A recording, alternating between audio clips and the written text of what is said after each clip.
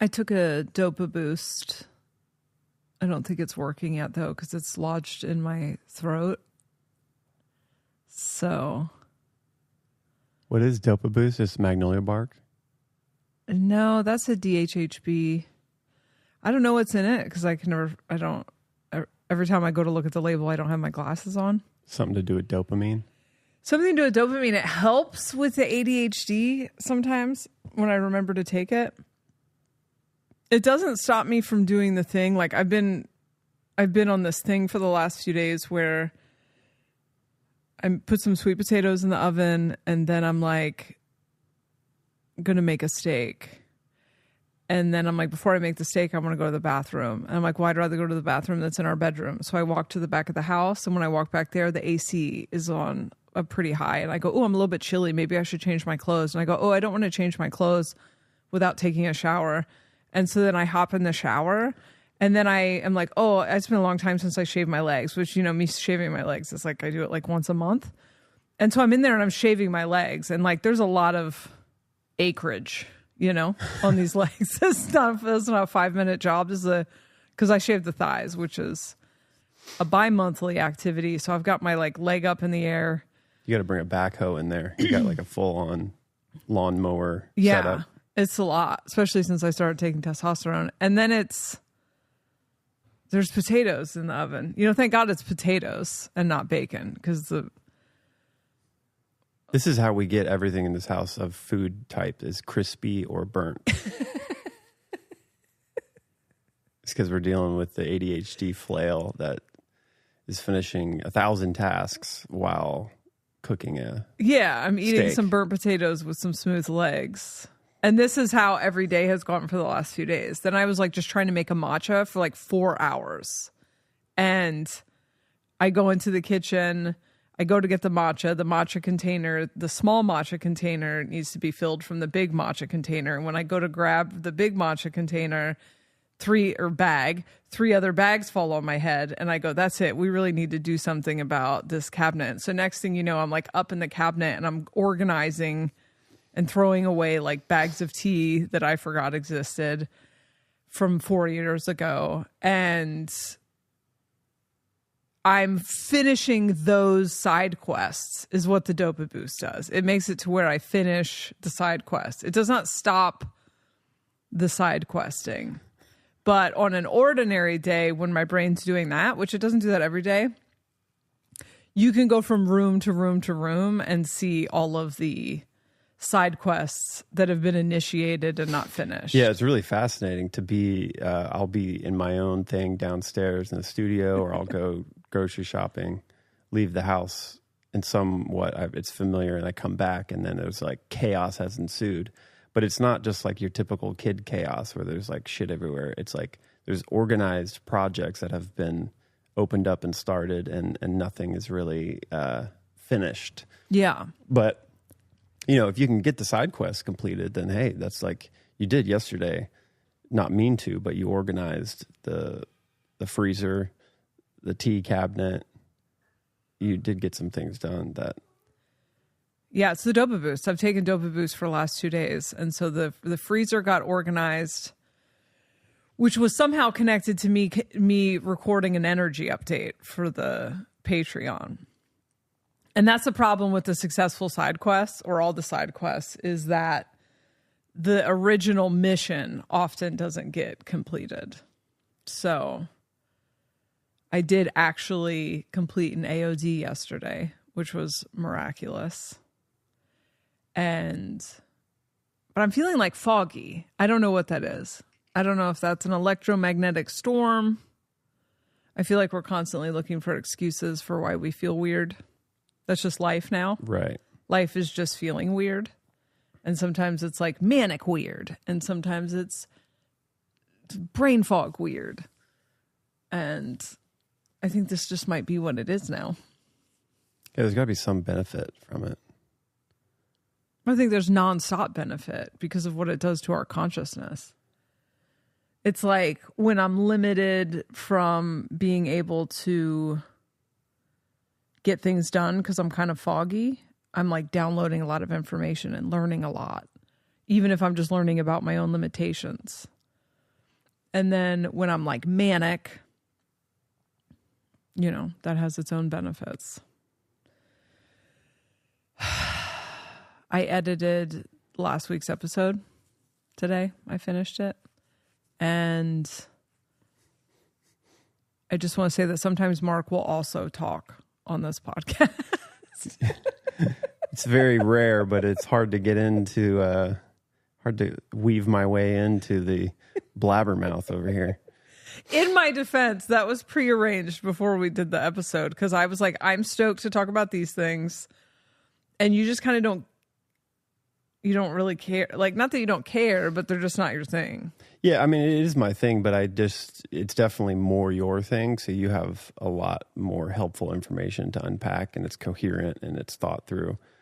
And I feel like sometimes I'm just not going to add much to some of those topics. But I think it's fine that you go on those rants. Yeah, last week's episode was a solo episode. We should just call that one the flail. Oh God! When you see the actual like audio, what's that called? The audio waves, the waveform, the waveforms. It's like blocks of blabbermouth up top, and then you can just see my breathing waveforms. I edited most of those out. My breaths. Yeah, so it's a solo episode.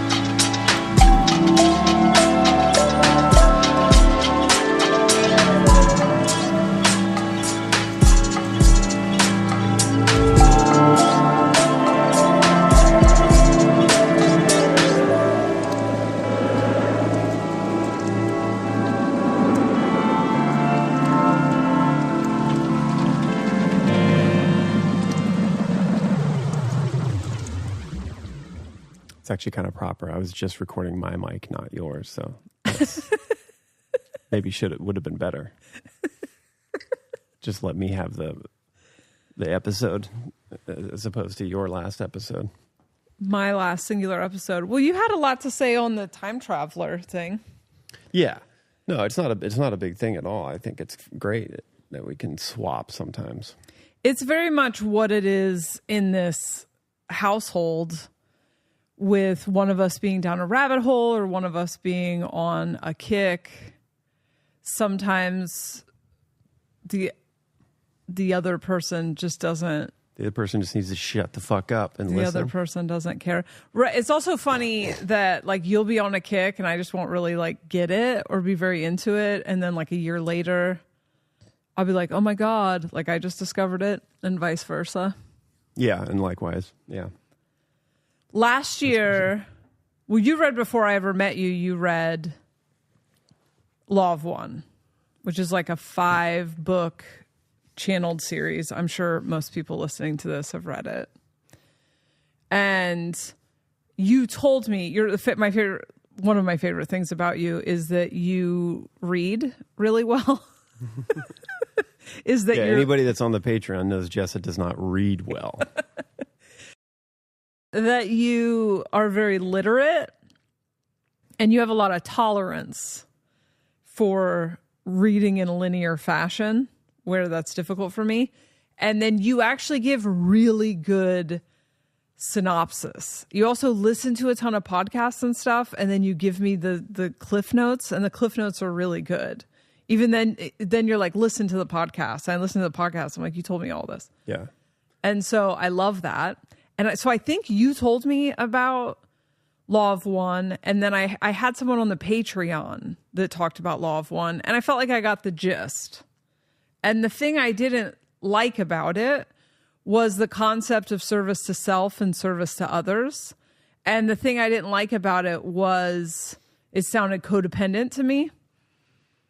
And because the people who really like that idea are the same, it's the same thing as like, we need community, which is like such a weird, vague claim that's like, okay, well, who gets to be in charge in the community? You know, it's like recreating the wheel. So anyway, last year, I don't know what the fuck got me onto this kick, but I started listening to, I don't know, like the YouTube version of it. And when I listened to it, and I didn't get very far, but when I listened to it, you were listening to somebody like reading the raw book, material? I think, yeah. Okay. Like, I don't think there's an audiobook version of it, but there's like some people reading it on YouTube. It's the same thing was how I digested reality transurfing way back in the day, was Bootsy Greenwood reading it. Anyway, the thing that really stood out to me is that service to self and service to others are actually flipped. And that went along with something that I was learning about myself, which is a lot of things that I thought were altruism or compassion or empathy on my part were actually me trying to manipulate other people's experience of me subconsciously. So is that what you mean by flipped? Like they're more nuanced? Yeah. Yeah, when you first told me service to self or service to others, it was a turnoff to me because so much of my consciousness journey is about the self being like a self-creating organism, and that much of what we demand from other people is like a loop that never ends. Yeah, that's what I think is interesting about the two titles. They don't, I think a lot of people can hear those and then go, oh, I get it. But it's actually like really nuanced. And when you really unpack what each of those terms potentially can mean. Because the same way, like when I think I first read it, I was like, okay, yeah, I get it. And then upon further reading, I was like, this is a little more complicated than I thought, because I agree. There's like some of the most evil shit that occurs in reality is when people think they're doing good for others, right? So it's like that would be considered like philanthropy and stuff as like service to others. But philanthropy in the wrong way can be like highly manipulative, you know, or some people are philanthropic just because it makes them look good, you know, and that would be considered a service to self modality. But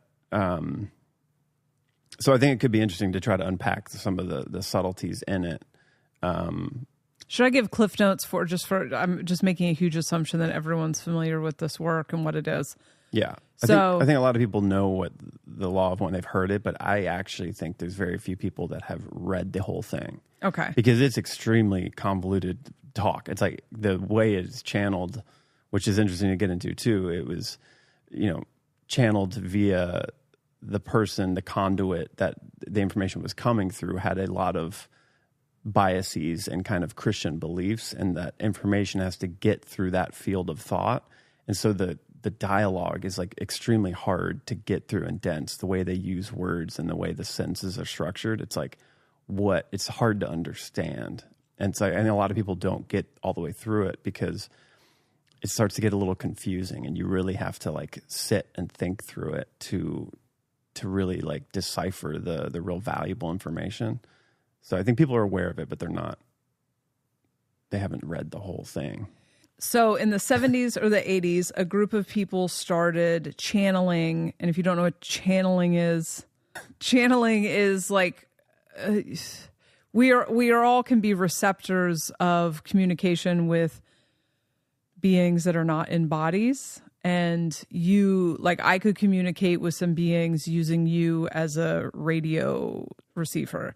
I personally think that people do way too much channeling in their early consciousness journey, and that there are a lot of, it's first of all rough on your system, and there are a lot of distortions, and it's dangerous. And I don't know why so many New Agers fuck with channeling and contacting beings and ritual. I really don't understand why people do all that shit in the first 10 years rather than just get to understand themselves. But anyway, so they contacted a social, I almost want to say social justice network, a social, not that, a social memory complex. And which is like 6, what they would say is 6 density. Yeah. It's where everybody's consciousness kind of melds into one, and you have the thoughts of others as information in your field to know and add to your experience. So it's way further into unity consciousness than we currently are. So we currently only really have access to our own individual stuff, and we're just starting to get access to each other in the ether. But if we go many levels higher, we would kind of be operating as one group consciousness. And so I found the books to be kind of repetitive, which I guess is why I lost interest, because I felt like I got the gist very early. The weird alien speak was, you get used to pretty quick, and you kind of realize what's happening there. You have beings who speak a completely different language, and they have completely different categories of reason, just like we have different categories of reason than we did 10 years ago when we were more asleep. And so they're trying to communicate concepts for which humans don't have categories of reason. So then the humans asking the questions are asking kind of stupid ass questions because they're in this limited mindset. And then anytime information's coming through a channel,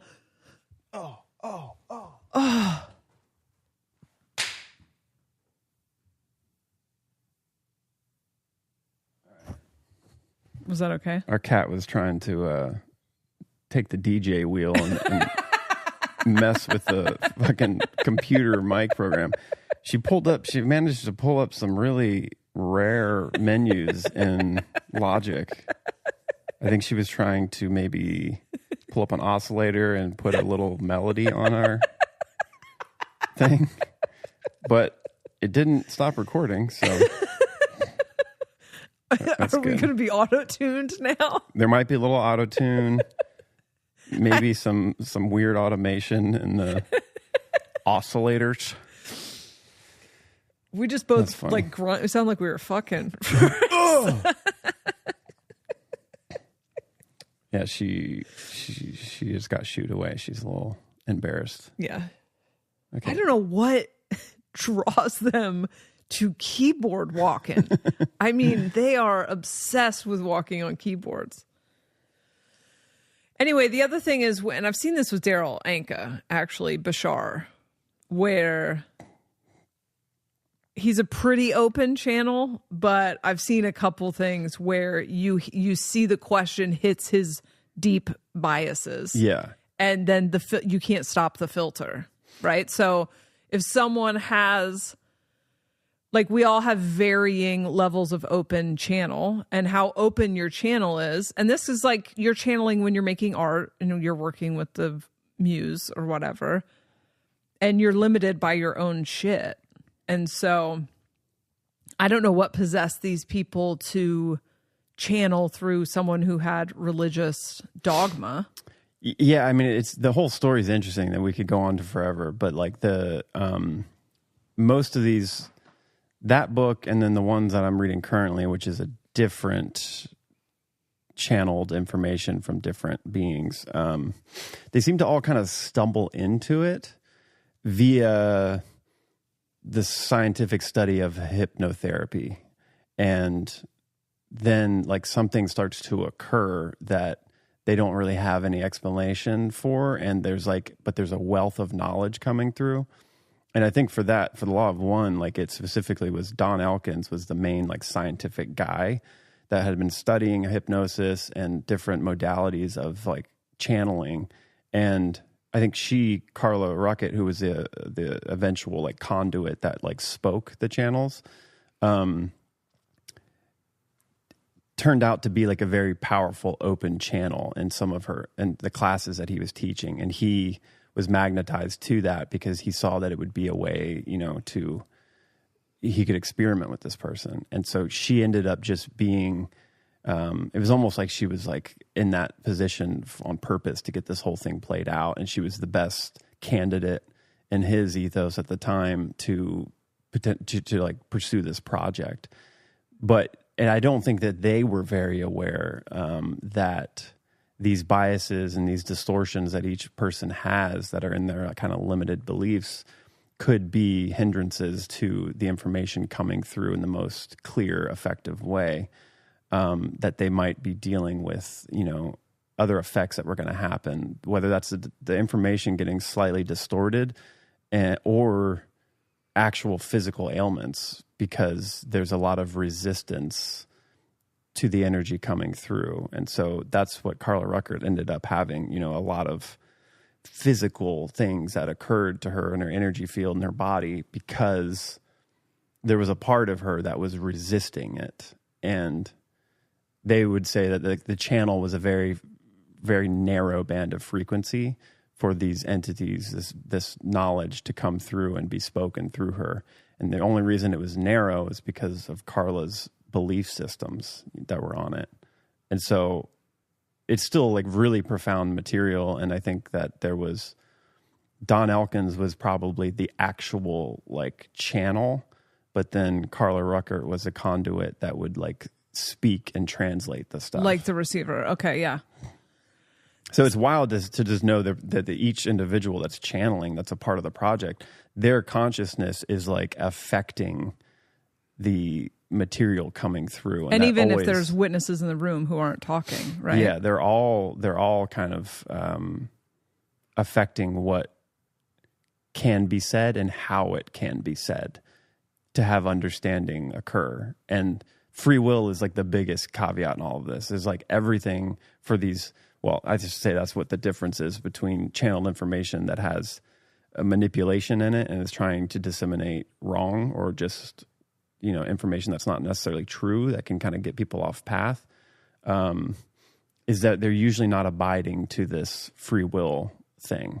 When a channeled information is coming through, like that being, if they're abiding by free will, they're never giving you direct answers. They're kind of guiding, and like most of the information that's coming through is in symbolism and metaphor. That's like very deep and hard to crack open because they can abide by free will doing it that way. And also the free will mechanism makes them have to use the person who is a conduit, their consciousness and their ability of understanding. Like you have to use that as the vessel. So if that makes sense, but it just makes it like it's hard to get clear, descriptive answers if somebody is abiding by the free will thing, because they can't just like tell you how to crack the universe or whatever. They have to encourage you in a way that you understand it for yourself and you learn yourself through the lessons. Yeah, to speak in your level of limitation. Yeah, that's a better way to put it. Because also the words wouldn't make any sense. Because I feel like they did give lots of information that it felt like at the time that people weren't understanding. But like now, 40 years later, It makes a lot of sense. Totally. So I believe that the Don't Be Corn episode of AOD was actually right on the back of me on the service to self, service to others bender. And so I'm going to just tell you what I took from the little bit of time that I spent with those and then see if that gives you something to bounce off from. You're very in this rabbit hole right now. And I know sometimes when you're like in it, it can be hard to articulate what. And just to be clear before I have to say it retroactively, I'll say it again, but that's all the Law of One material, which is what you're going to probably reference. But then the book, this current rabbit hole that I'm in now, that is also channel information, is this woman named Laura Knight Yazik, I think is how you say her last name. It's JADCZYK. And she channels this group of, also a social memory complex called the Cassiopeans. So there's a book series called The Wave, which is 7 books. And then there's also an online forum. The Wave started as like an internet thing. She put all the information on the internet and has since put it into book form. But so there's like a wealth of information online on their website and in their forums where people talk about it. But the book series is what I'm like halfway through now. That is similar to the Law of One, but a little bit more updated. This was like in the 90s that this happened. It was just on the back end of when the raw material was coming to fruition. Okay. So my understanding of the Law of One's premise, and like I said, I can't remember how far I got into it, but I don't even know if I finished the first book. It felt like it just started rehashing the same shit to me. I do have that. I didn't take a Dopa boost when I was listening to it, though. So my understanding is that human consciousness will eventually be a social memory complex when it has evolved into the higher densities, but we're still currently in the 3rd density, moving into the 4th density. Yeah, the 6th density is the social memory complex. Right. The 7th density is all back to the source. All back to 1. Right. So, but we are a social memory complex that has not evolved to the point where we can interact like that, right? Yeah. So we are like all of the memories that you and I are, all of the experiences that we are having are going back to some sort of akashic records of this social memory complex. It is a part of the human organism. Yeah. We just have not evolved yet to the point where we are able to experience the unity of the social memory complex. Yeah. And that I would assume the Cassiopeans and all these other like social memory complexes are either connected to us in the future or are a similar sort of organism that we are and are trying to assist us in making that leap. Exactly. They essentially say that they are us in the future. And that service to self or service to others, I believe, might be the same thing that people call the right-hand path and the left-hand path, although I've not looked into that at all. It's also, you can just say it's positive, negative. It's good guys, bad guys. It's ones and zeros. You know, I hate the good guy, bad guy, but yeah, I know. Yeah. And that's what I think is interesting to talk about this in the depth, because it's not as easy to split this up into 2 binaries of STS is bad guys, STO is good guys. It kind of is, but like that's way more nuanced when you get into it. Yeah. The thing that's interesting to me about all these things, human design and a lot of these things, is like I would just word it different. A lot of the way that they word things which I know it's on purpose, is, you know, but it's like in human design, it's a manifester. You think that means they manifest. It doesn't. Manifesting. Projector, you think that means they're projecting. It doesn't. I'm like a 3rd line, which is really like an experimenter, but it's called a martyr. You know, it's all these words that I'm like, well, I would have worded that different, but you know, it's all supposed to be a riddle anyway. But my understanding, what I took from this, were already 2 different paths that I had noticed. And that is our relation. And this is my interpretation of service to self and service to others. This is not necessarily maybe exactly what it's saying, but I need anything that I read, I need to be able to apply it to something I've experienced or something I've witnessed energetically. And what I have witnessed energetically is that there are 2 different ways to create energy for your own creation or for your own existence. Like we are all running on some sort of battery pack, and there are 2 different ways to fill that battery pack. One way is through yourself, creating it for yourself by doing things that your body wants to do for energy, doing things that give you energy, right? So there are certain things certain aspects of work that when I do them afterwards, I'm like energized. And then there are certain aspects of work that when I do them, I am drained. There are certain social situations that give me energy and other social situations that take my energy. There are things I can do with my body that give me energy and things I can do with my body that take my energy. But ultimately, it's like learning to be a toroidal field without any holes in the aura, and you can start to create a lot of energy. However, that energy is very self-containing. The other way to get energy is to take it from others. And you can take it from others by force. You can take it from others through manipulation. You could take it from others by like guilting them or shaming them. You can take it from others by creating a situation in which they are worshiping you. You can take it from others through the constructs of codependency. Like codependency, the way that we relate through this like obligation that we all believe we have to each other, and we created all these like social contracts of like what you need to do to give me whatever. So that's like vampiric. And the people who live in the vampiric model of getting energy can't make the energy for themselves. And I feel like we're all born, specifically in the West, I can't speak to other cultures, but in the West, we are born into an inherently parasitic thing in which we are taught from a young age to dominate, to manipulate, to people please, to worship celebrities, to look to the government to tell you what to do. Like none of it is a self-sustaining. Our entire relationship with creating art is like create art so people will worship you, so then you'll be validated, so then you know you're good. Like needing other people to validate you, needing your partner to make you feel good. Like that's all siphoning energy from other people. And then likewise, we are doing that back, right? So like if you are in the parasitic model, you are both parasiting and being parasited. And there are lots of ways in which I've seen this. Like obviously capitalism is huge on this, like modern day late stage capitalism. I noticed this a lot. And I think maybe we talked about this. I guess this was on the Patreon when we talked about fame. But like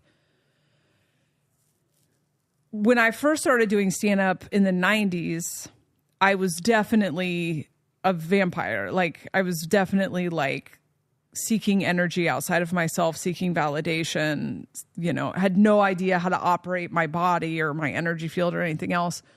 So after I did a show, I got fed by the attention that I got from the show. And then I would like hang out with the audience all night and party and continue to get fed. And then I needed to be on stage a lot so that I could keep getting fed or whatever. And that continued. I went into drugs and I was a parasite through that whole thing. And then when I got clean, even though I was going through an awakening, I was still heavily parasitic, codependent in my relationships, using guilt and shame to like get people to give me energy, also giving my energy to a bunch of bullshit. And then I got clean and I slowly started to heal. And I remember in early recovery doing stand-up at NA conventions, and you're like a rock star after you do a comedy show there, and like walking around everyone's staying in the same hotel or whatever, and walking around the hotel and soaking up all of the compliments. But then as I healed, I started to become the kind of person that like does the show and then bails and hides and stuff, because that started to feel like gross to me. And then over the years, I would do stand up with people who needed it as food, and watch the difference between, for me, it's a high. It's always a high. You're on stage, there's thousands of people like cheering for you. They love your art. They're laughing. You're exchanging energy. So it would be a high as a buzz. But then I would be doing shows with people for whom it was keeping them alive. And I remember thinking about like, oh, that's interesting. What is that? And around the same time, I realized like, oh, in relationships, I'm feeling unwanted and I'm guilting my partner. And this will slip in every once in a while. Still, like I'm guilting I want my partner to feel guilty because I feel bad. But that feels like I'm taking their energy rather than just owning my own feelings. And then like we can have a conversation about it. But what is this yucky thing where like I'm conditioned to think that you feeling guilty or making you feel ashamed because I'm having a sad feeling is love, you know? And the more and more I learned about how to become a self-sustaining energy thing, the more aware of my subconscious I became.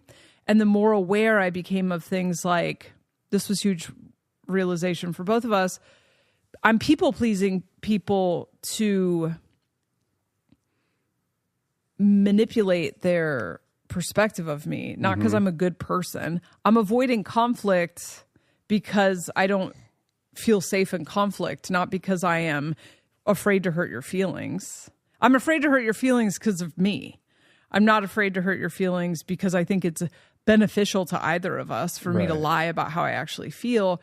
And this thing kind of really started to shift for me. And I realized that being in your own energy and just being your own thing and making the decisions that are right for you, you still operate, but you're still operating in integrity, but the integrity isn't this enmeshed thing. This enmeshed thing that we do with people is about us anyway. It's about us trying to get something from each other. Even when it's like your friend asks you to pick them up from the airport and you say yes, but you really don't want to. And so you pick them up and you are like actually resenting them. And in the ether and in the energy, you're actually fucking annoyed or you're talking about it behind their back. But then you go and you do that. That's not for them. That's so that you can seem like a good guy. Right. And so I was already playing with a lot of these paradoxes. And that's what I got from the book is that service to self is what I would call parasitic energy exchanges. And service to others is like being a piece of the ecosystem and being an honest and authentic thing. It doesn't necessarily mean self-sacrifice to what other people's projections think is best for them.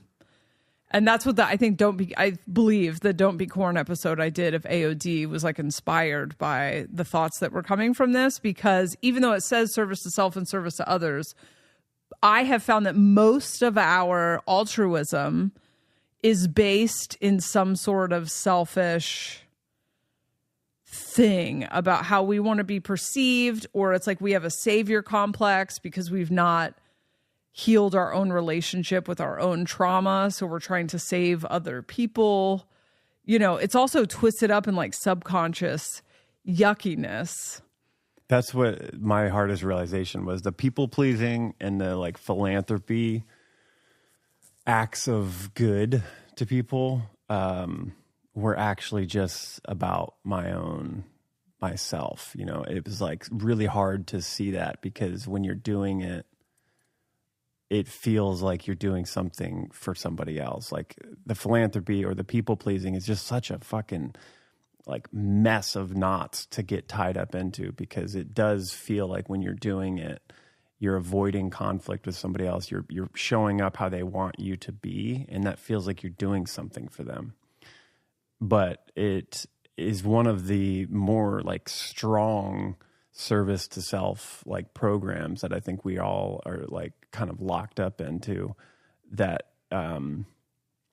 is difficult to, for me, it was difficult to realize that in myself, that like I had spent so much time people pleasing, thinking that it was the good thing and I was just taking the hit for it, and never really feeling what it feels like to just show up as me and have the conflict occur or whatever, and be just really authentic, which is closer to, you know, getting to a place where you can actually show up for others, understanding that it's like you're showing up for others because you understand that like the other is you in a bigger place, and being most authentic in those experiences, even if it's difficult, is like what the other person needs. And when you start to realize that, it's like, oh, sometimes saying the hard thing is actually what is needed on a higher level, but in the interim, it's going to cause some pain and some kind of projection onto you that you're bad or whatever. But that's a lot, much more along the lines as like moving towards a this kind of utopic vision that we have of being in some kind of unity consciousness that is supporting each other by being yourself and by giving yourself up, is that, you know, that's where this kind of fractal unity that we always talk about is focused on individuality and like being your true self, finding who your true self is. But by doing that, like nobody has lack. Nobody is experiencing any kind of lack, because what you do and how you show up serves someone else, and the way they show up serves you. And so there is this, by serving others, you serve yourself in a way, you know. Does that make sense? Yeah. So like you have, I'm trying to think of an example of mine, but you have the gnarlier experience with people pleasing. But like you're you're a pretty extreme introvert. You're a pretty, like, you're a person who needs a lot of time to yourself and a lot of time to be in your own rabbit holes. And for a decade of your life, you're like on tour and in a lot of social situations, and not wanting to participate in a lot of those social situations because you would rather be like reading a book. And then you're in like friendships and relationships and stuff where a lot of people feel like they're not getting enough from you. I guess I have had this experience, but I've always been like attracted to introverts who are bigger introverts than me. And I've realized that that's the way that I created space for myself, because I had really bad boundaries. And so I never wanted to have conversations like, yeah, I just want to be alone or whatever. I didn't want to ever have to reject somebody. So I just gravitate towards people that are naturally up their own ass. So I have lots of space to be up my own ass. But in times where I've not done that, or like in friendships, I let people down a lot because I am up my own ass. And they take that as I don't care about them or whatever, which is actually way far from the truth. But when I'm just operating just naturally how my energy works, I'm just kind of in my own world a lot of time, right? So the old social contracts say, well, to be a good friend, you have to do this. You have to be here this much. You have to stay in contact. You have to return texts. You have to do blah, blah, blah, right? You have to come to the party when you're young. You have to keep in touch. And if you don't do that, then you're a bad friend. Or we all want to go on this excursion, or we all want to play this game, or we all want to do this thing. And so in order to be a good person, to be a good friend, you would do those things? Yeah, I would. All the time. And then what would happen? Well, I would feel extremely bitter. I would actually show up and not be really an addition to the party. You know, I'd be kind of like a real pain in the ass. Yeah, and I think over time, you know, I didn't know who I was. Like, I was always just showing up and doing things that people wanted me to do because that made me look good, right? And like, it's just such a fine line between this idea of the STS, STO. I'm doing something that externally feels like it's being seen as good and homogenizing into this kind of tribal thing, like, show up to the party because like everybody wants me to be there, or, you know, ultimately it ends up being something where I'm not really being true to myself and authentic, and I feel like I'm being drained of energy the majority of the time. And that doesn't, like, I don't know, it just doesn't lead to happiness, I guess, is the ultimate thing. I don't feel happy and like I'm valuable and that I'm like seen as like who I am. I'm just food for people, really, like energetically. I never connected that's what that was, but it's not as clear cut as like, okay, well, those other people would then be service to self. They're just, feeding off of me. It's not conscious. It's like very subconscious programming that I just was not aware that was occurring like on a regular basis in my reality. And so it's like, I think the beginning to being like, if you wanted to be in alignment with one of these, like, let's say it's the STO thing, is learning what it is to be authentic to yourself and how hard that can be sometimes because of the idea of this backwards thing of like doing what's best for other people is a good thing. And that's not always the case. If you don't know really deeply who you are, why you're showing up, and what you want. And this is what I fucking love about human design. You have almost exclusively individual wiring, circuitry. Right. And you have one of the most selfish channels, I believe, which is the 1020. I could be wrong. I have like a 6th grade education in human design, which is funny that this is kind of a human design podcast, but this is how you interact with it when you barely know about it. But everything that I've read about you is that you are supposed to be up your own ass, right?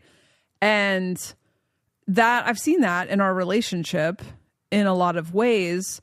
You are meant to figure yourself out, and you're meant to guide others, but that's still about you. It's still about you using your energy and your knowledge to complete, a circuit with someone else or whatever.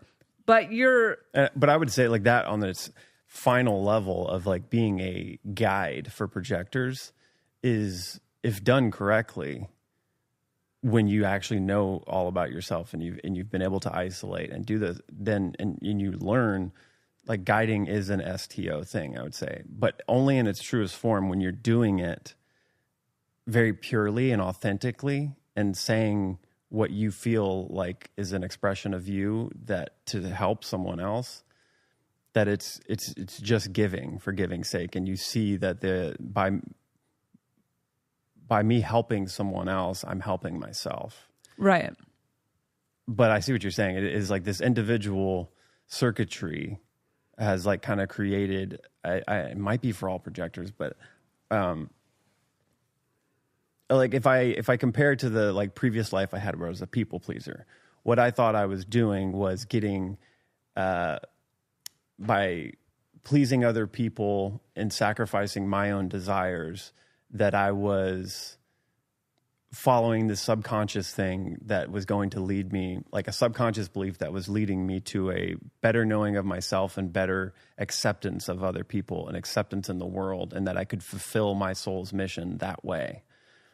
But really, like, what I think is what I was being kind of pushed to do, the more I got uncomfortable with that and was sad and depressed and like bitter with people, that then it's like I'm actually supposed to just follow what I believe that's authentic to me in the moment, which was I want to isolate. I want to be alone.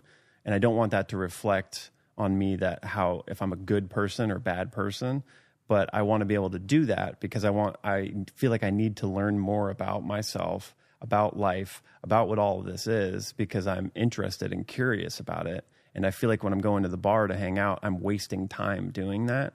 And again, this is all subconscious at the time, but like that's why there's a grading element to it. And if I was able to just do that, then I would be able to have a lot of growth and exponential like energy to figure myself out in the world, and then step into some kind of soul mission that feels like I'm supposed to express my experience, my thoughts, and that will guide people. But if I'm not being authentic and I'm just people pleasing, there is this like, I guess I'm just like wasting that time and energy. Yeah, I think the service to self and service to others is tough because it plays on a lot of our morality stuff, and morality, especially collectively held morality, is such a matrix trap, because we end up just on this loop of trying to define whether or not something is good or something is bad. Yeah. And so that's what this is like. It's such a hard thing to talk about. I realize as we're trying to unpack it, because like it sounds like we're saying like you have to be selfish to be of service to others. Some people do. If they're wired to be selfish, that's what they're supposed to do. Exactly.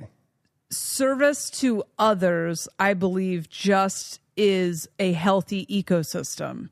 It just is the squirrel being the squirrel. Right. 100%. And that's what like everything that we've been going on about as individuation and autonomy and like expressing what's true to you in every moment is this path towards, if everyone's doing that, we operate like nature in this fractal unit where trees, squirrels, and they give to each other and take from each other what exactly is needed. I wouldn't even say it's take. It's like they receive from the giving. Right. And that's what I see as being this like futuristic, harmonious setup for reality. But it's trying to get underneath and define what actually is the subtlety of what you're doing. Is it actually serving others, or is it serving you in a weird backdoor way in your subconscious, because you do have some dark desire to be seen in a way that you never were able to because of trauma in your life, or be validated finally in some external way that, you know, glosses over something that happened previously in your early life that was traumatic. So like, it's a difficult thing because there's a lot of like shadow work and like really understanding your own psyche to be able to assess in every moment what is the right response or action to be made that is in alignment with expressing yourself for others just for that sake. You're not trying to get anything in return. And I think one of the interesting things that is talked about in this current book is like the STS to STO, as far as it just being like it's a binary setup. Like there's the core oneness and then it splits and now you have two. And so it's like a 0 and a 1, or positive and negative, black and white, whatever you want to say. It's dispersed down, you know, all along the way. And we have this third density experience where it's all coming from this binary, essentially, that if you want to put good and bad on it in every situation, you have a decision to make, whether it's something that is good or bad. And you could say it's like that is good for others, or bad would be like it's just for yourself.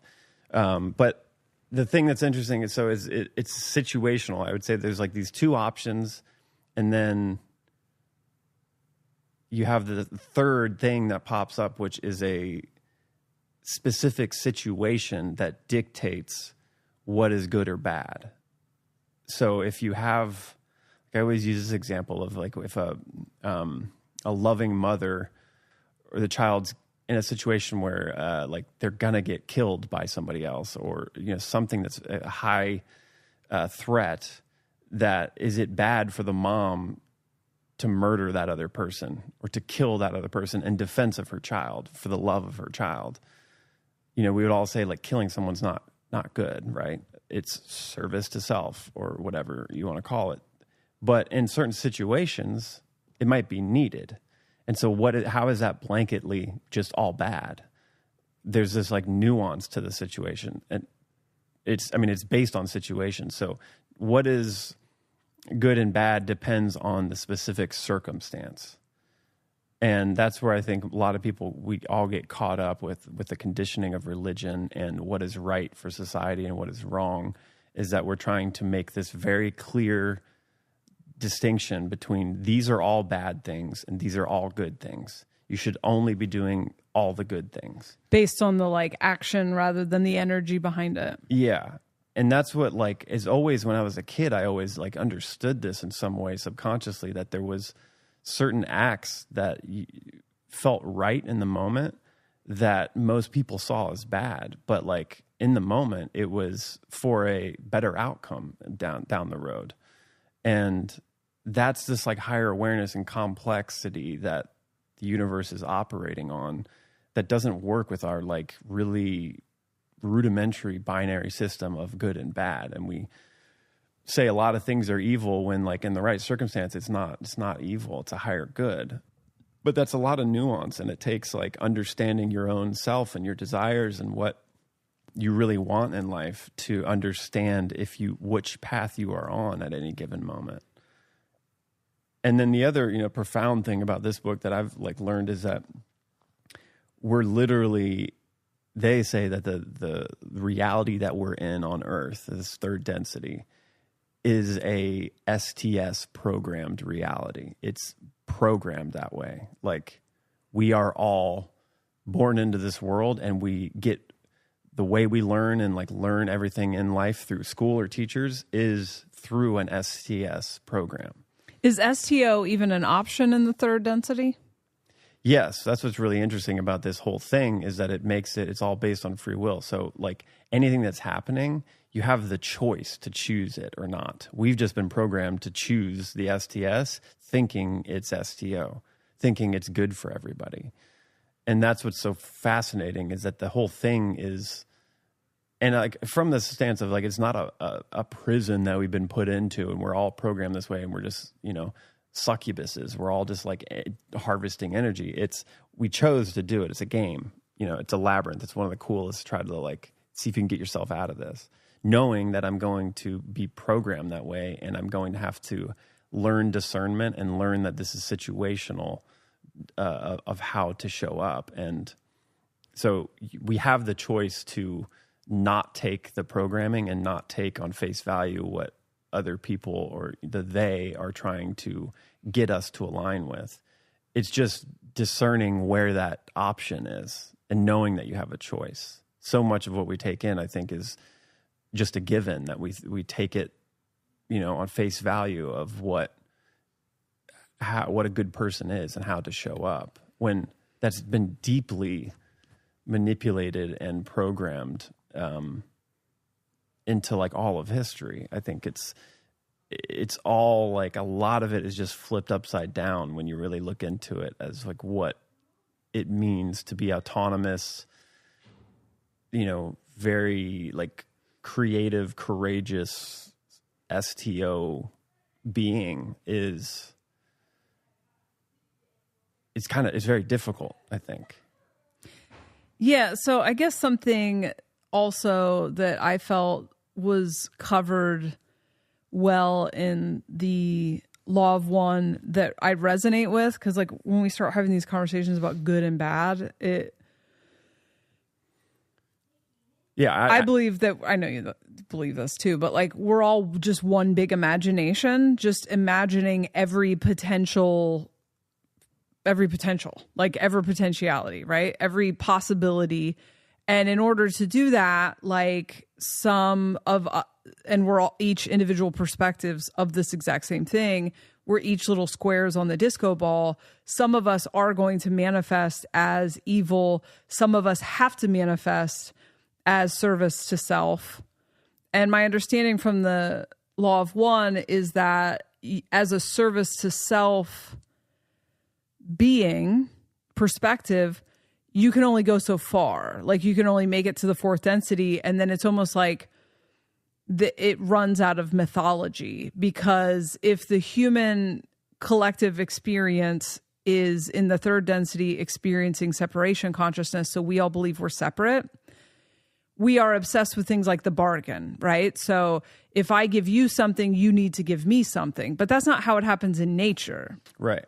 The animal eats this plant and then it shits out this fertilizer for this other plant. It doesn't pay it back directly to the other plant. Nature doesn't ask for that, because nature understands that it's all one organism. But the human consciousness at this point in the third density, we believe we are separate. And so I believe that I am separate than you, and that I'm separate than that tree, and I'm separate than this cat, and I'm separate than this person.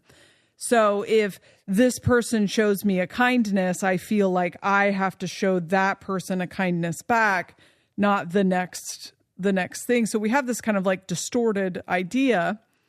And so I think it's specifically in like capitalism, we are born and raised into this idea of competing with your fellow man, getting something from your fellow man, The way that we approach love is very parasitic and vampiric. The way that we do charity, even really, is about,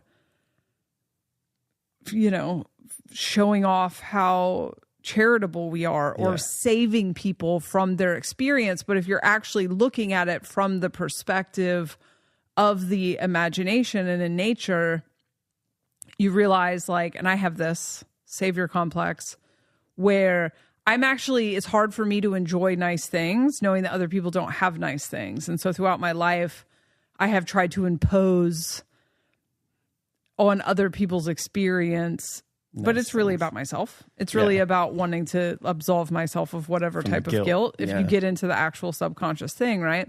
That's so nuanced. Like, a lot of people can't pick that up. Right.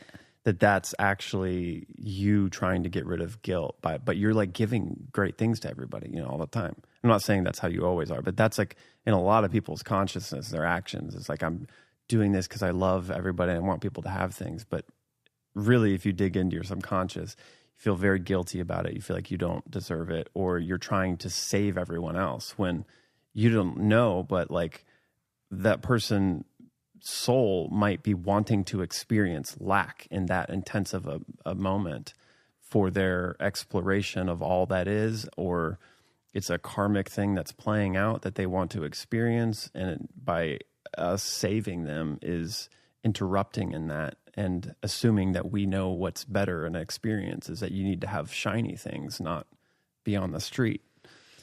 Yeah, which explains why it doesn't fucking work, Yeah. I would say a great example was I've tried to save people from abusive relationships pretty non-consensually, while they were still in it. I tried to rescue them from that. And it's I can now look back at that and go, oh, that's just me trying to save me as a child from abusive things, me trying to impose on other people.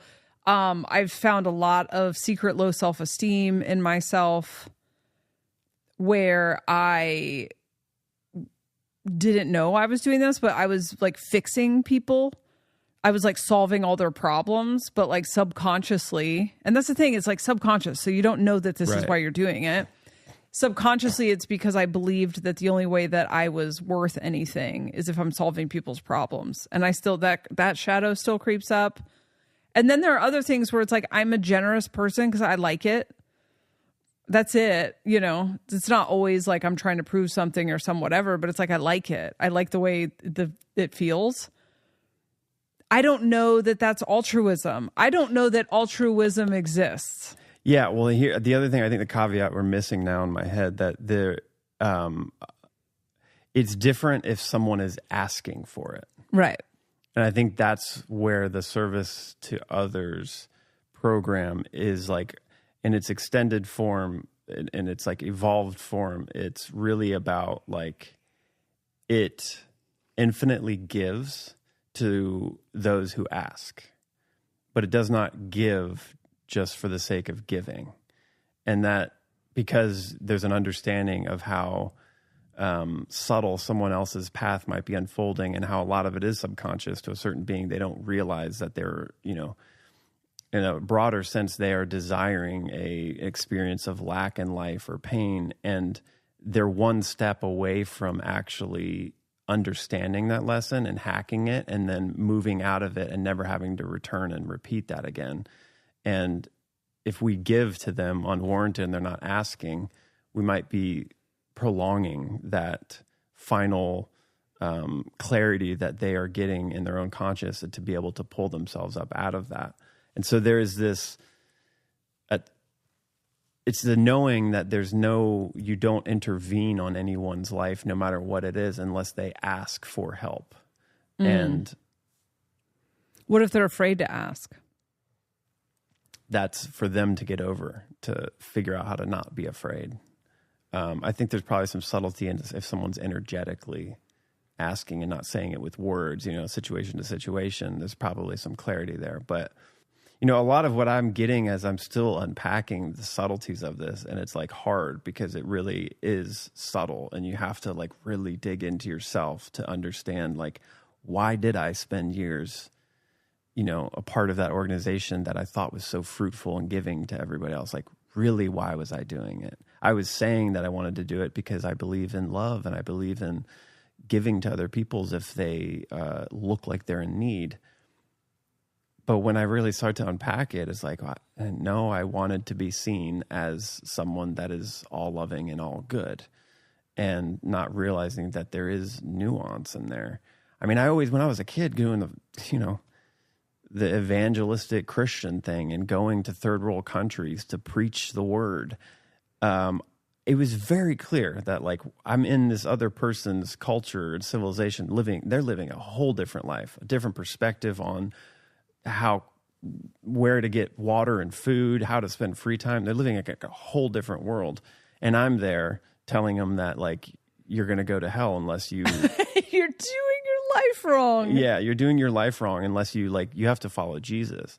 It felt so wrong. And I still did it because it was like, well, no, this is what we're supposed to do. But I knew in my head, I was like, this doesn't compute. This doesn't add up, that the whole world has to follow this damn text and that they're all doing it wrong. When like some of those cultures we go into, we're operating on such a higher fundamental level than places here in the States that have all the money in the world.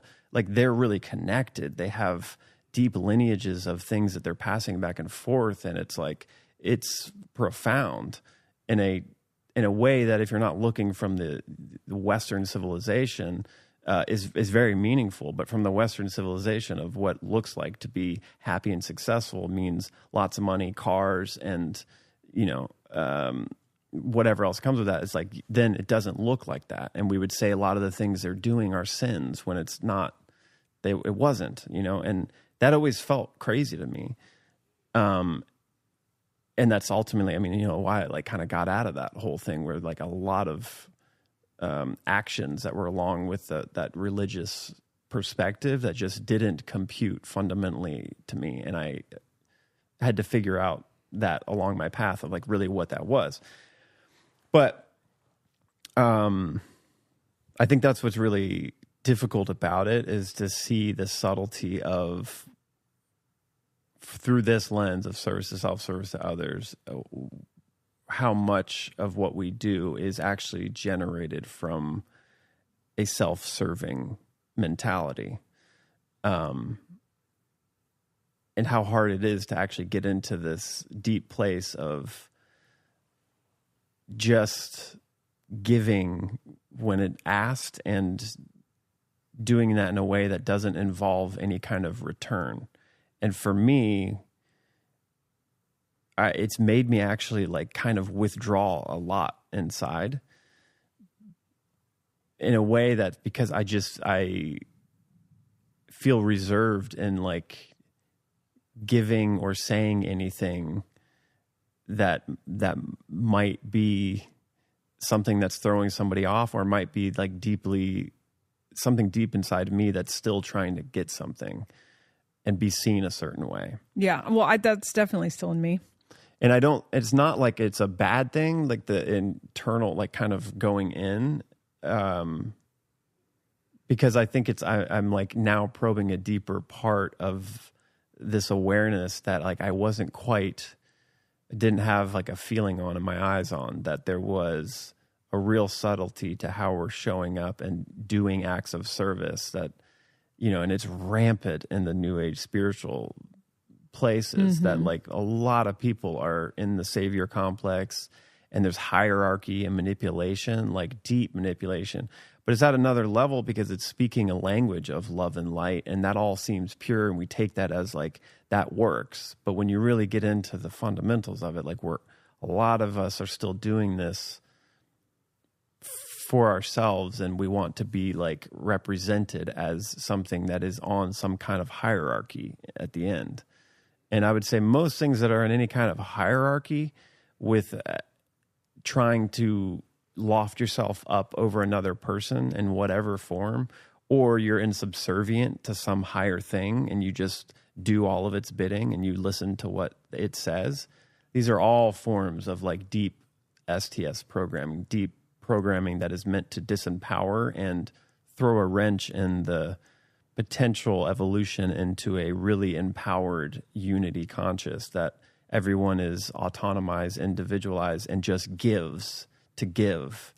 and we're all like sink into that. It's like it's so complex and subtle that my desire to go internal, I think, is to figure that out more and not want to kind of get caught in doing the people pleasing or doing something that on the surface looks like it's good. Well, I think the paradox is that we get stuck in service. First of all, I think it's fine. You can be service to self, service to others, whatever. But we are at a bit of a turning point, right? Where you kind of decide how you're going to spend your next. So yeah, and that's, sorry to cut you off, but that is the pressurized point right now, because at the end of the day, really, it's like it's free will. And if from the macro place of a game, it's like some people just want to spend a couple lifetime experiences doing the service to self thing, because guess what? It actually is like, it's an option, and it's, as they say, whatever the saying is, like, God does not shudder at, well, I'm not going to do a horrible job at repeating some profound quote, but it's essentially like the source does not judge whether good or bad. And so it's like, it's a pathway, and it is usually bent on like immediate good feelings, but it only goes to fourth density, because past that point, all experiences operate on a deep connectedness of unity and all that can be explored in that kind of paradigm.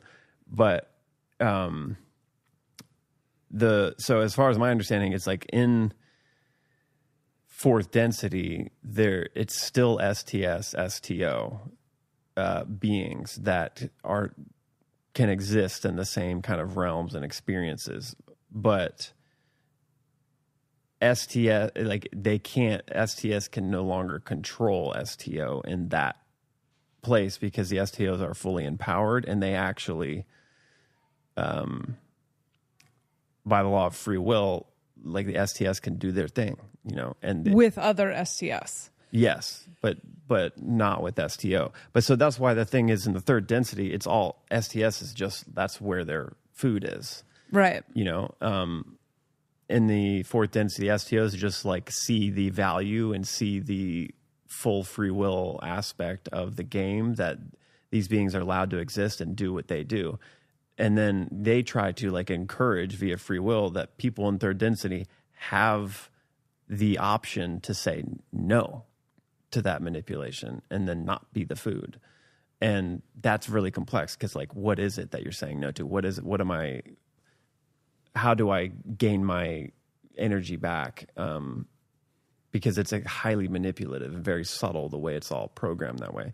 And it also seems to me like that, on the back end of our other conversation about time travelers and all this like time space manipulation, if that is the case, that these like this kind of negative leaning STS consciousness can exist only to the fourth density, where time space travel exists, you can bend and warp space time, then that's why this density, third density, is so geniusly, complexly programmed to siphon consciousnesses up into that STS, is because they're just stuck at 4, and so then they just come in here and like continually change through time, like change the history, add this and something to a religion to keep it disempowered, but making people believe it is all empowering. You know what I'm saying? So they can completely control the game. So they have things to feed off of. Yeah, because their whole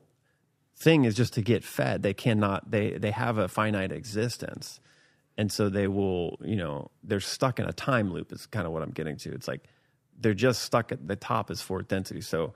And that's technically like existing outside of what we know to be space and time, so they can manipulate the people in third density, their limited experience. They can manipulate what they perceive to be real in a way that serves them and keeps them fed. But the thing feels like right now there's it's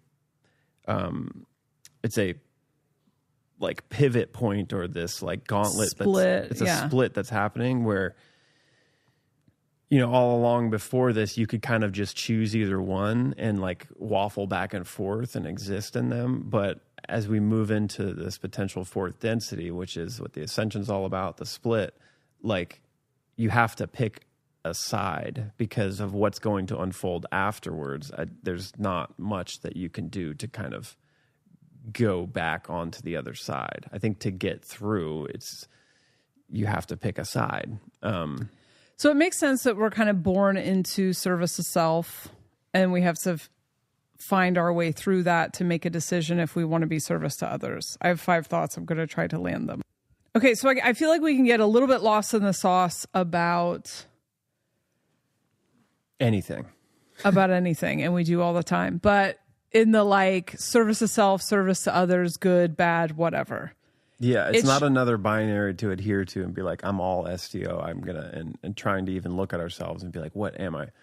Or like analyzing all of our behavior or whatever. I think we are naturally waking up to the way in which reality is upside down, and we are becoming self-aware. And I think part of becoming self-aware leads most people to choose to become service to others. The paradox of service to others, service to self, I think, that I find really interesting is the more you are focused on others and managing their experience, the more you are in your subconscious and actually just trying to curate your own personal experience through the management of other people's experience. Right. Which is STS. Which is STS, right?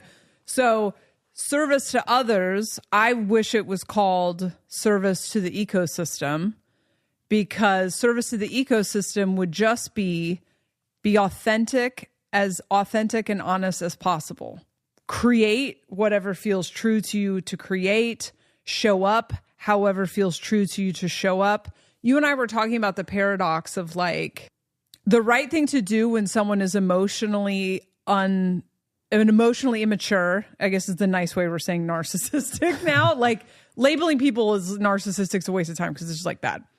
But let's say there's someone who is, we both had people like this in our family, who is not taking responsibility for their internal experience. And they want me to call them on a certain day. And I don't want to call them on that day because I have my own shit going on or whatever. And that makes them feel rejected or unwanted. And then they tell me, if you actually cared about me, you would call me on that day. I'm just using this as a hypothetical. If I'm being honest and authentic, I'm setting the boundary that I will call you when I feel like calling you. If that brings up emotional experience for you, that's your emotional experience to deal with. I'm happy to talk to you about that emotional experience if I have time and space, but I'm not rescuing you from your internal experience. You and I have had this where we were just on vacation and with a family, and when I get around, I think we talked about this on the last episode, but we talked about it on the Patreon for sure. When I get around like a group of people and I'm there past, the expiration of my own social battery or whatever, I struggle to connect. I kind of struggle to connect with a lot of people anyway. And then I start to feel weird and I start to feel unwanted. And in the past, I would make that my partner's problem. So if I'm feeling kind of weird and unwanted and I haven't quite gotten to the bottom of why I'm feeling that way, and then you're just doing your own thing, there is a weirdo part of me that shows up and is like, this relationship used to be so close and now it's not. Now he doesn't even care, blah, blah, blah, blah, blah, And we've had a couple things where I've like come to you in that like victim consciousness. Like I listen to that voice too much and I come to you in that victim consciousness, and you've told me more than once, I understand how you feel, but I don't feel like I'm supposed to rescue you from this. This story that you're in feels like it's your thing. And it just doesn't feel true to me that I've done something. Or that I've done something to create this. And I just don't feel like I'm supposed to rescue you from it. I love you very much. I care for you very much. I'm here to talk about your feelings if you want to, but I just don't feel like this is my shit. And that is love. Like my fucking Christ, that is love. That's not going to get you instant peace. that's probably going to get you into, you know, a long conflict. It's not going to be as easy as you going, oh yeah, sorry babe that I wasn't there for, I was reading a book instead of paying attention to you. You probably would have an easier night if you just did that, if you just kind of capitulated. But that's not love, because you're in a moment rescuing me from my own internal experience, but you're not guiding me back to that. Now, on the flip side, if you were a really unhealthy emotional, like there's obviously like unhealthy people who weaponize therapy speak or whatever. Yeah. So once again, this just comes down to individual. But that's a great example because that's how nuanced it is. It's so subtle in the way of like actually choosing what the right thing to do is in every moment is not always, because somebody could, you know, see that action of me saying, well, this is about you, and be defensive and go, you're not taking, you know, make it more about me. And we're just going back and forth, projecting shit onto each other. And they could see it as being selfish, me saying that, you know, but really I think it is, it's a good example of like how nuanced what love is and what is like showing up best is sometimes letting someone else figure something out for themselves is an act of love, but it can not get immediate satisfaction and immediate like harmony.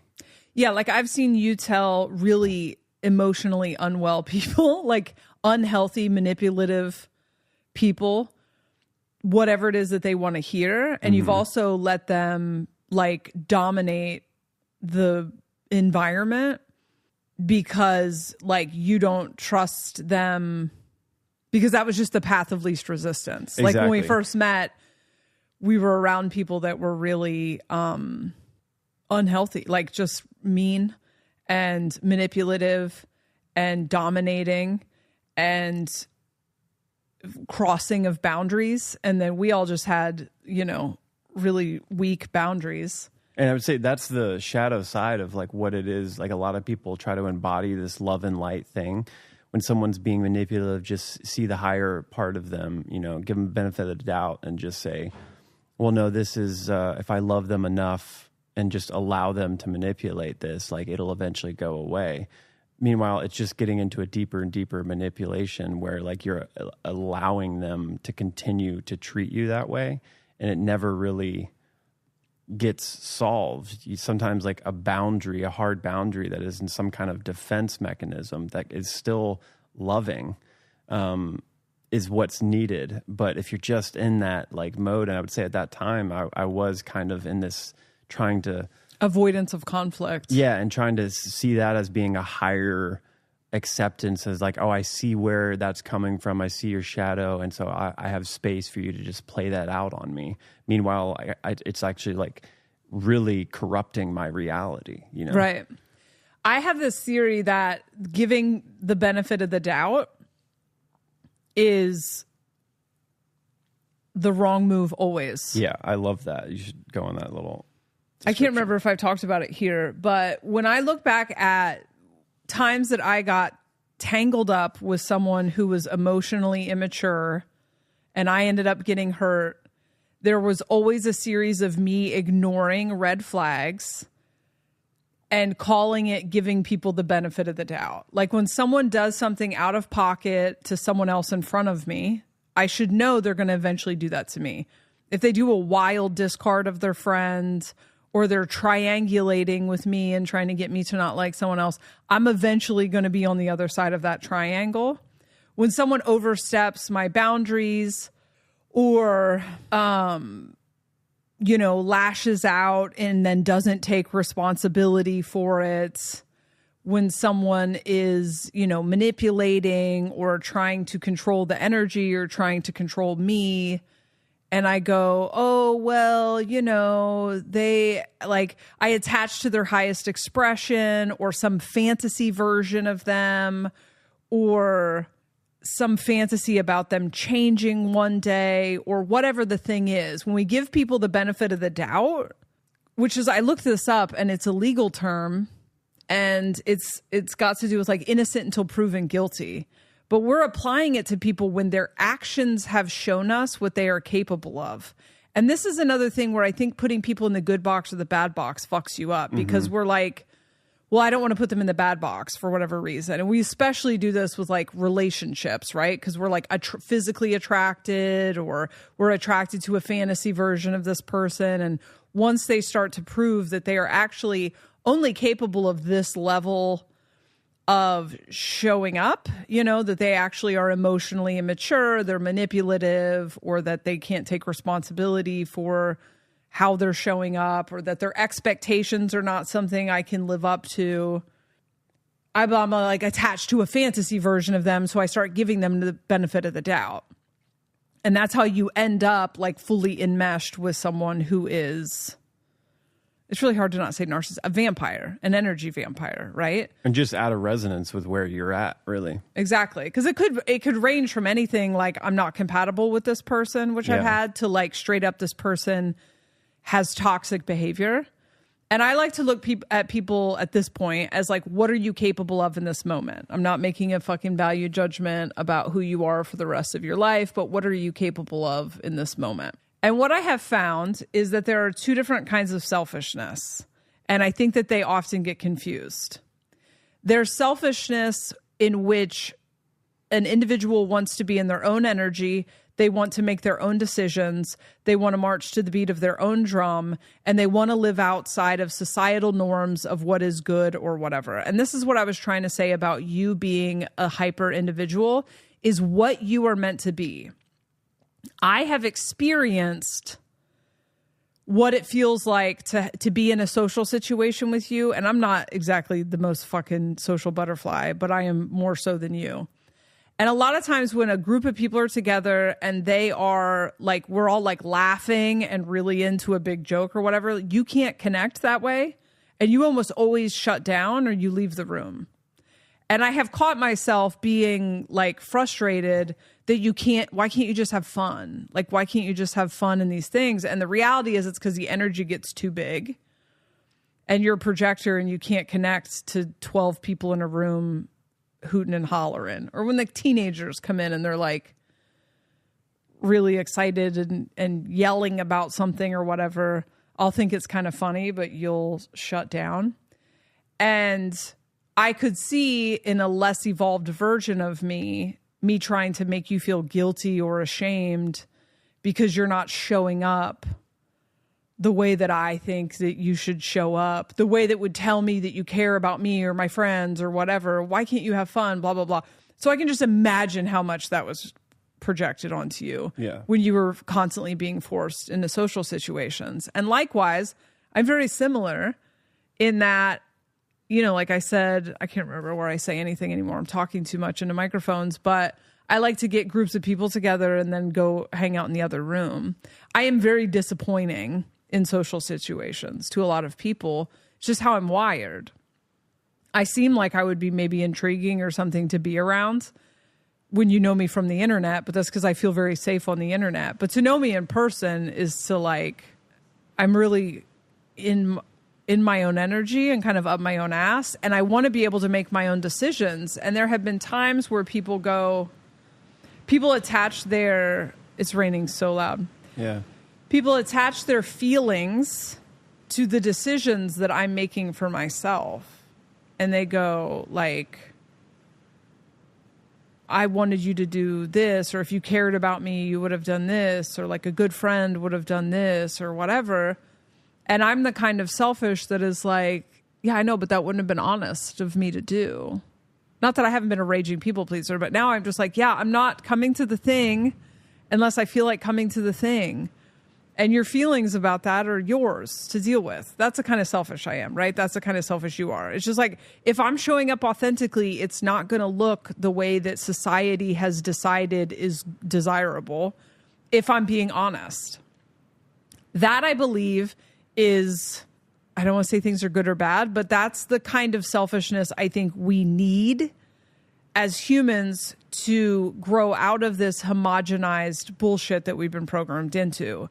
The other kind of selfishness is the belief that is like main character syndrome, where you believe that everyone else should orbit you. So it's not about wanting to have agency over what you do, what your decisions are, how you show up. It's about wanting to manage the way that everyone else shows up. And that is the parasitic selfishness that is weirdly celebrated or like encouraged in the current society that we have. The thing about service to self is that it's insatiable.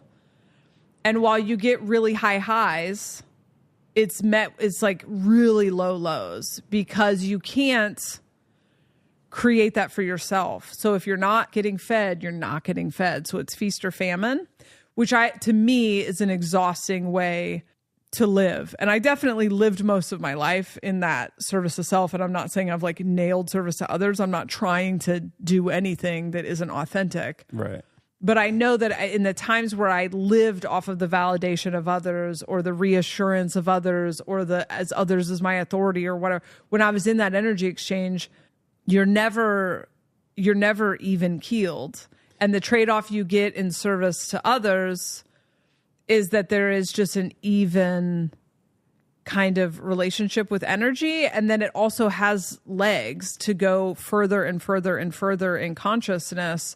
I don't know what the souls that decide or whatever the energies that decide to do service to self all the way through the fourth, like they just dead end. Do they have to like U-turn and come back around, or they get stuck in a loop? As far as I understand, there is a place in time where you can get the lesson that is there for the STS because it's just an option, and then you can, move into the other way of being. But I think there's a lot to deprogram and decondition into that, so it's very tough to like bend once you're into the fourth density. But I also understand it as like it becomes, service to self is oriented towards time. Like you have to have a time and a place to exist in. So that's in the third density. And you get stuck in a loop of time. You never really figure out how to exist outside of time and start to unify with this like higher collective consciousness that exists in a much more like fluid way. And so because to siphon the energy, you have to use other people that are unaware that you're doing it, and that exists in a time and space kind of realm. So, it peaks out there, and they eventually get the lesson, and then oftentimes have to come back through third density incarnations to hack the lesson through and get back onto an STO pathway. That's the way I understand it. Yeah, so it really is like getting addicted to a drug.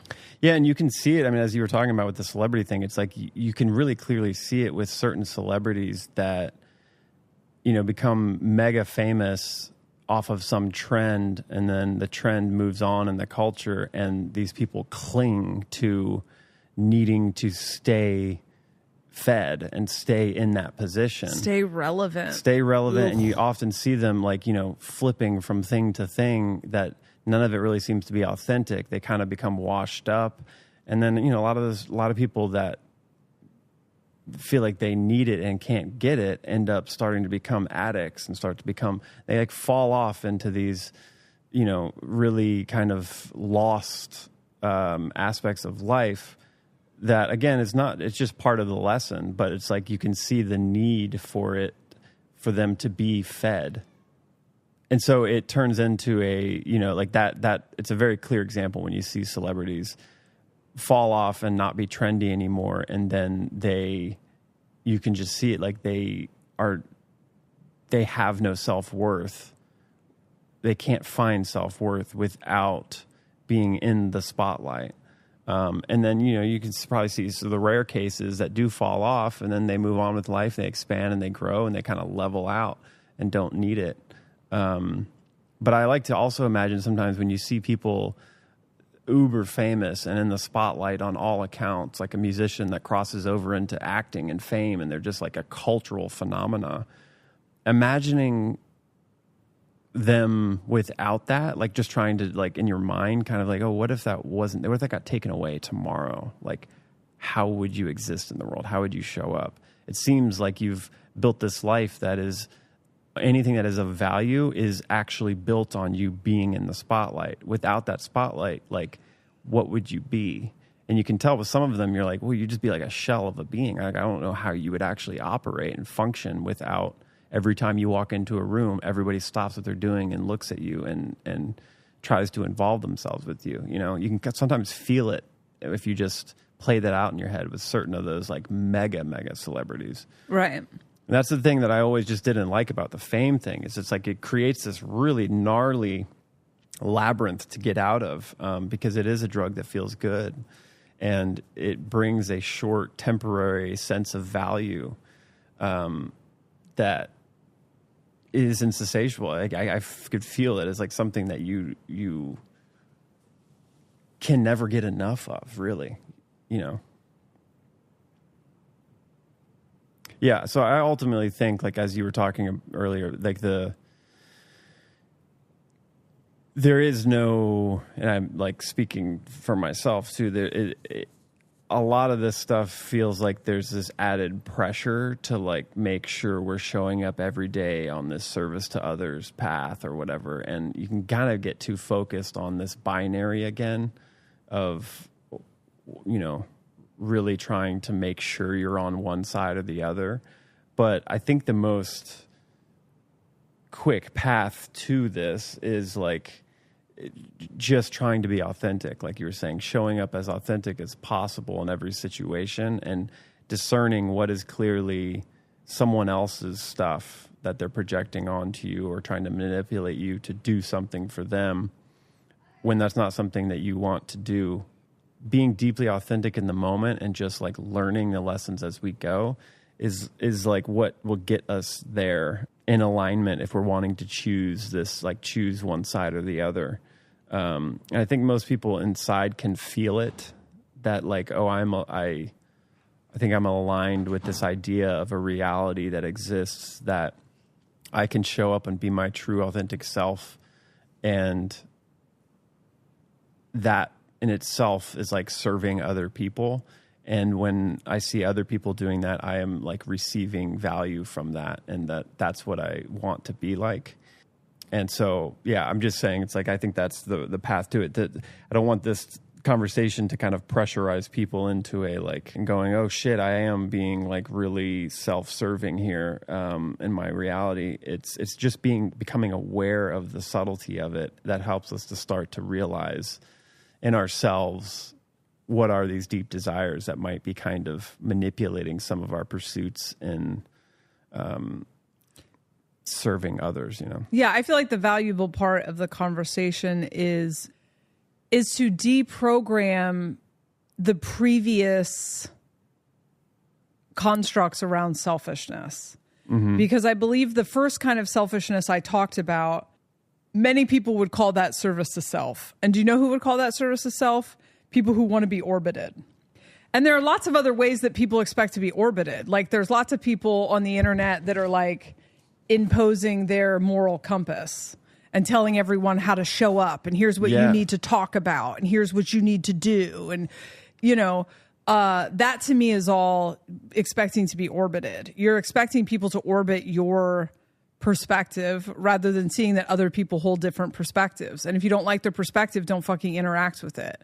But the world doesn't owe you validating your worldview or bowing down to however you think they need to show up. If you have overwhelming feelings about whether or not other people get abortions or whether or not other people speak out about a thing that you're really upset about, that's your shit. Right. That's your shit. You don't like it, don't get an abortion. You want to fucking think people should speak out about it, you speak out about it. That wanting to control what other people outside of you do is the second kind of selfishness that I'm talking about. And that is the dominant selfishness in our current culture that would call that is the consensus selfishness that believes itself to be morally righteous, right? Is to like try to dominate everyone else into homogenization, because that's how the cultures run, right? Is that you need to be this is beauty, this is virtue. This is a hard worker. This is how people are. We were raised on that shit. And to break away from the pack and go, I'm actually going to socialize when I feel like socializing. I'm actually only going to say yes when I mean yes. I'm only going to put my energy into things that I want to put my energy into. I'm only going to do things that are actually true to me. And sometimes what's true to me is going to be inconvenient for you, and you're going to have to sit with your feelings about that. That kind of selfishness is going to lead, to take this back to the last episode, that kind of selfishness is going to lead to humanity actually progressing, because currently all we're doing is ping-ponging off of each other's triggers, trying to manage everyone else's fucking triggers so that we can keep some sort of standing in a fucking stagnated society. We're not doing anything. We're just like circling.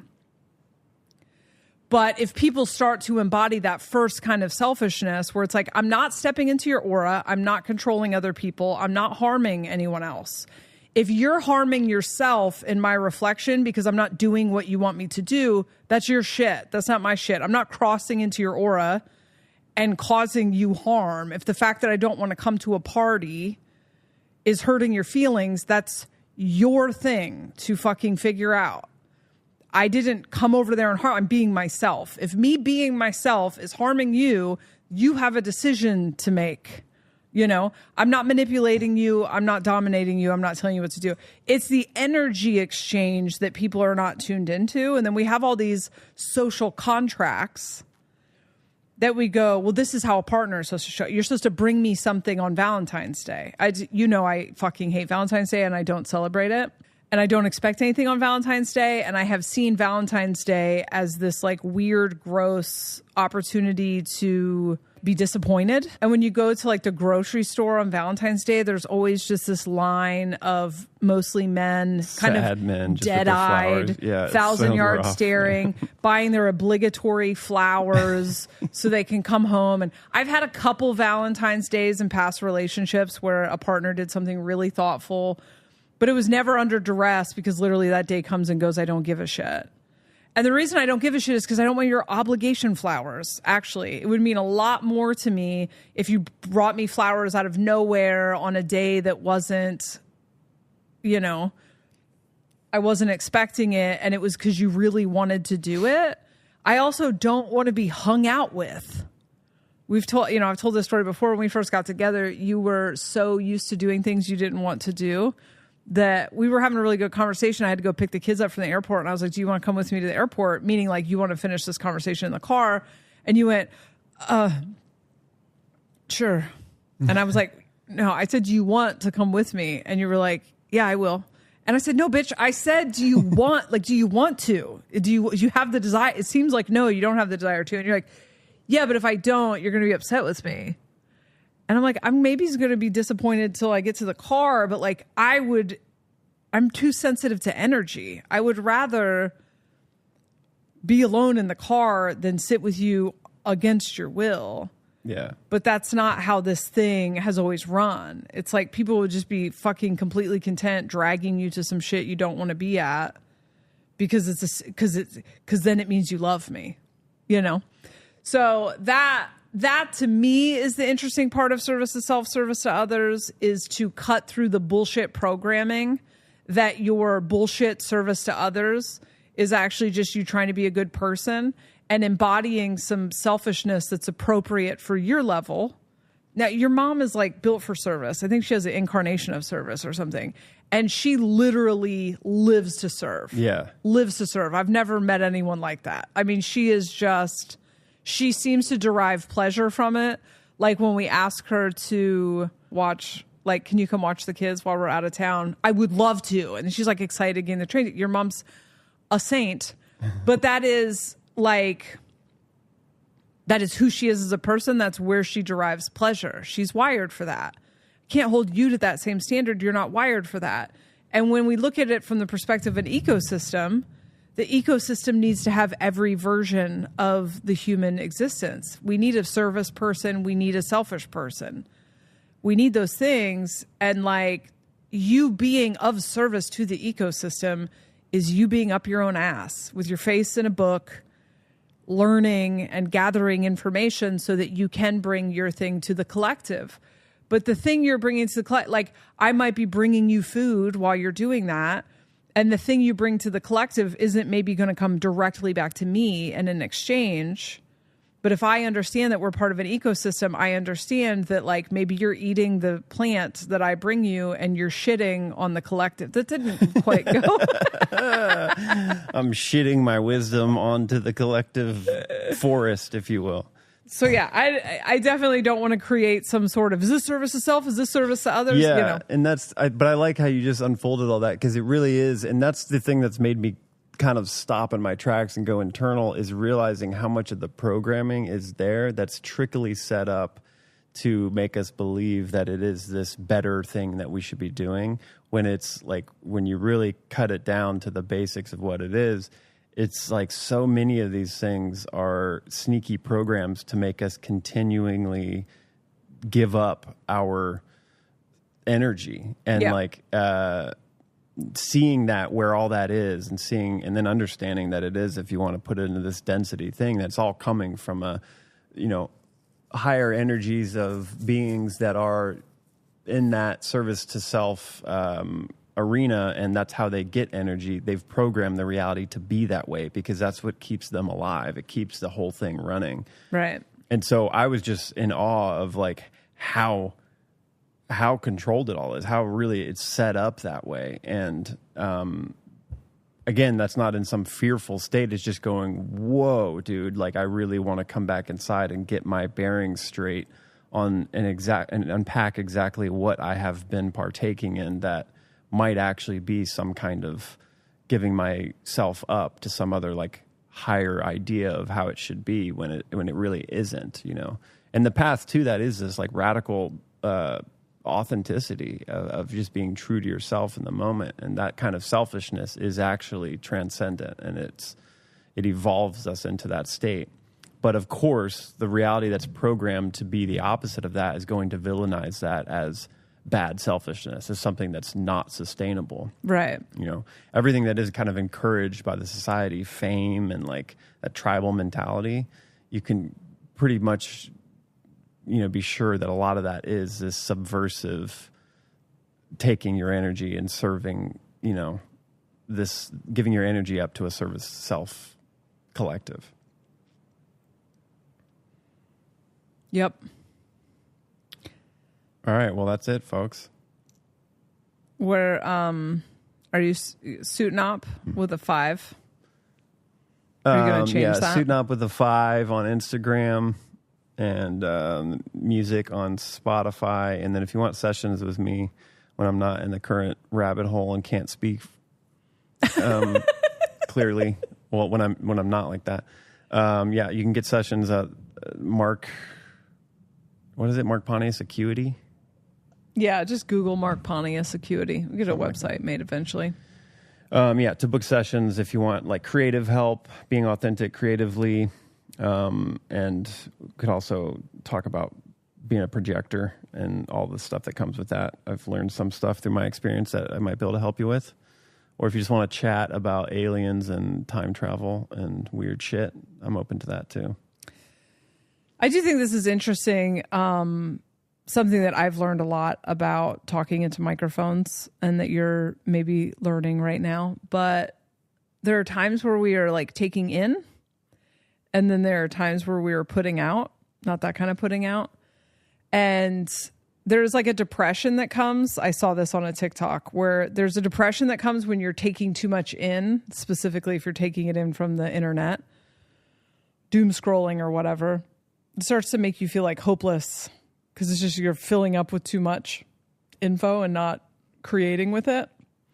But then also when there's just times where my system wants to be taking in, I'm like hungry for knowledge or perspectives, or just to get, my rabbit holes are different than yours. They're usually like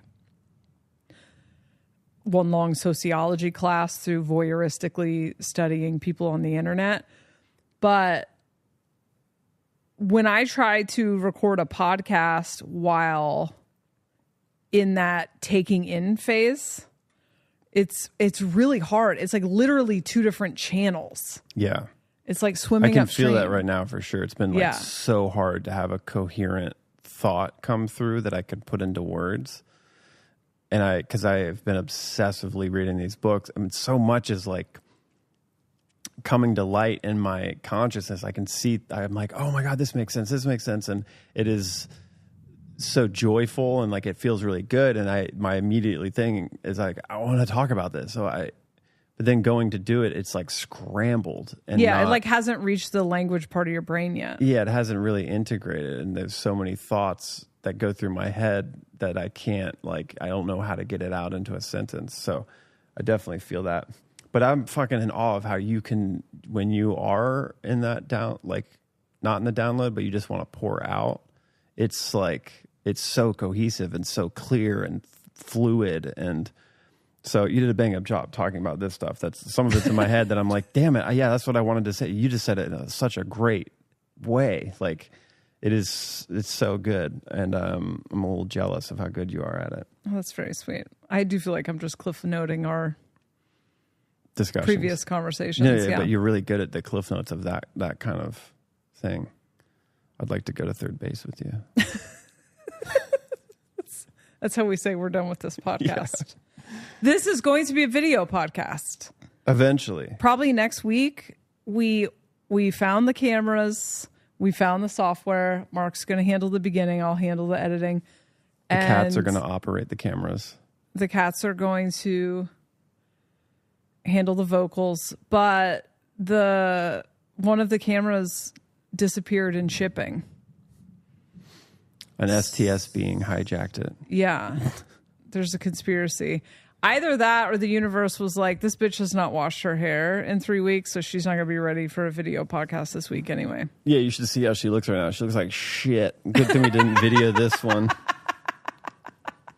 Because she was not ready. No, she looks beautiful as always. It took me so long to get you to roast me.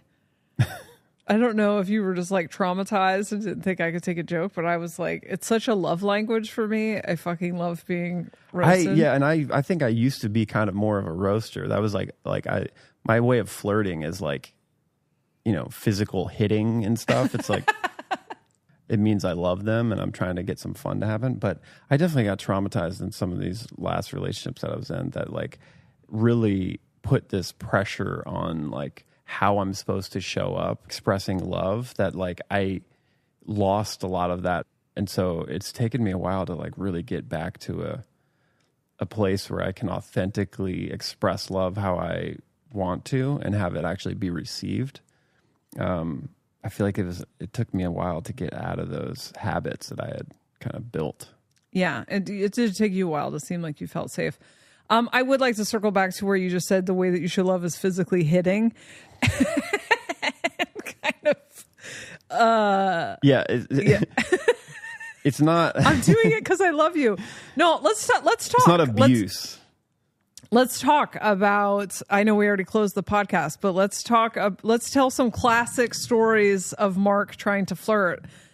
Well, last week he threw a, what the fuck are those things? Like reusable it's a water reusable balloon? Rubber water balloon that has like kind of a hard magnetic edge to it. Yeah, and I was talking to one of the kids in the pool and he threw it just at the side of my head and then it didn't open, so it just cracked me on the side of the head. That's like classic Mark trying They're supposed to pop. They are supposed to pop. They're not supposed to land like a bag of sand. Yeah, it literally just bounced off your noggin and it looked like it actually really hurt. Yeah, and then the other time I broke your knee once on accident. I don't know, not break your knee, but you like pulled a muscle because I tore my meniscus. God, what happened? I tore a meniscus. I had Lyme disease, so everything was inflamed. We were at Chipotle, which is wild, in line, and I think I leaned on you, and then you like buckled your knees or whatever so that I would kind of fall. Is that what it was? No, you were standing in front of me. I think you leaned back for a second and then came back up, and then I thought it'd be funny to hit your, like, the knee to make your leg bend forward or whatever. As like a prank, people kick each other's feet and stuff. And I think you didn't have your balance. You were like leaning on the other leg or something. And so it totally caught you off. You tried to catch yourself and it tore it. I was like bedridden for 2 months. I have the classic one of before, it was like early on in my life. I must have been 23 or something. And Jesus, this story's insane. I was dating this girl I really liked. She was from Sweden, and her family had just come into town. And as the first time I was meeting them, we hadn't been dating more than 3 months. And we were out at a bar, and her mom and brother were there, and I had just met them. And she had taught me this trick at the time where with an open beer, if you take one bottle and like hit the top, then the fizz comes up and the beer overflows. And I thought it was so funny, and she like taught me it. So we were always battling to do it to each other. But I hadn't quite understood the whole process, I guess. Like the physics of it. And I wanted to do it in front of her family because I thought think I was really fun and funny and like we're pranking each other. Yeah. And that like this was like us being young and in love. And we were all sitting there, and we had just opened the beer, so I wanted to do it quickly, but then she took the beer to her face to drink some before I was about to do it. And for some reason it computed, I need to take my bottle and hit under her bottle, and that'll make hers go. Actually, it makes mine go. But she had the beer up to her mouth when I went to do it, and I was trying to do it before it got to her mouth. So I hit the bottle up into her tooth and crack her front tooth. And my beer bottle fizzes out everywhere. It all happened so fast, and I thought it was going to be so good, and it was so traumatic. Like, it hurt her, and she was like confused. Her mom's confused. Then she like pulls the bottle away from her mouth, and her front tooth is in half. Oh my God. And then she grabs her mouth and she starts freaking out. She runs to the bathroom. Her mom goes with her. And then it's me and her brother. And I was like, well, yeah, you want a beer? Can I get you a beer? And it ended up being fine. It was, we laughed about it. And she like the next day went and got some dental surgery. Her parents had money, and so they solved it. But I never really learned the lesson. I've like always done that where I'm trying to flirt and I end up doing some kind of physical prank that usually is pretty innocent. I just time it really bad, and then I end up like injuring the person.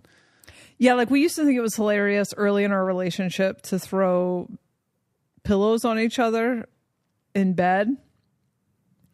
And one day you brought me a coffee to bed yeah. and then immediately threw a pillow at me and poured the hot coffee all over. I don't do a lot of real thinking when I'm going to do those things. I just get excited with how much I love you and I want to slap you with a pillow. Yeah. Maybe you're in download energy. Be afraid if